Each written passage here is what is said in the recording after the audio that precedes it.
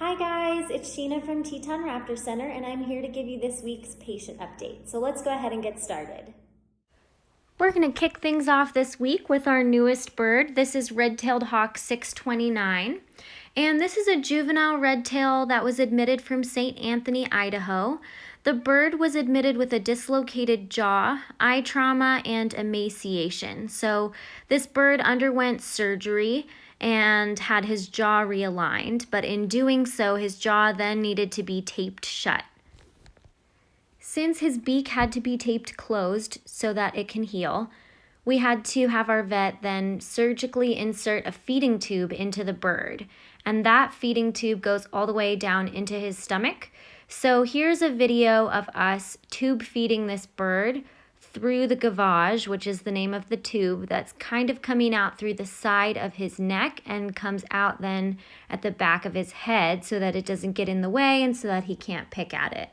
Since this bird is very emaciated, we have to tube feed him 4 times a day. And the stuff in that tube is a liquid carnivore diet, so it looks a little bit like pancake mix. And essentially, it is the same consistency and just goes down into the tube by being screwed on to the catheter and then simply pushed down and injected into the stomach. The tape that you're seeing that's around his beak actually does not cover his nostrils or his nares, so he is able to breathe even though he's not able to open his mouth. Since he's getting fed 4 times a day, he's also getting a round of medicated eye drops to help resolve any eye trauma issues that are going on in his eyes 4 times a day also.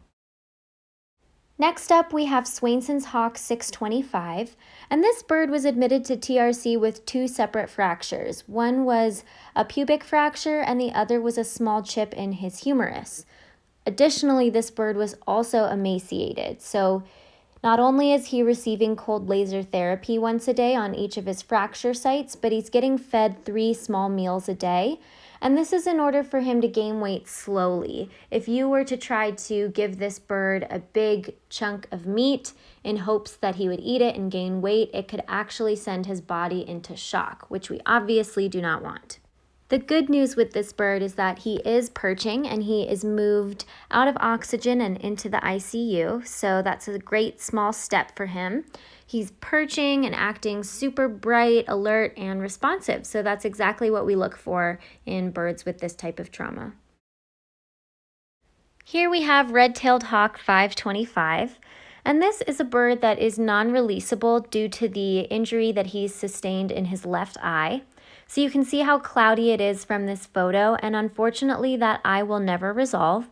So this bird is going to be tried as an education bird. So we have our outreach coordinator, Sarah, working with this bird on glove and making sure that he is comfortable around humans and comfortable getting on and off the glove. Everything has to be a really positive thing for this bird in order to encourage him to feel safe and comfortable around people. And last but not least, we have Golden Eagle 3-1. And this is the bird that was transferred to TRC after being treated for lead poisoning.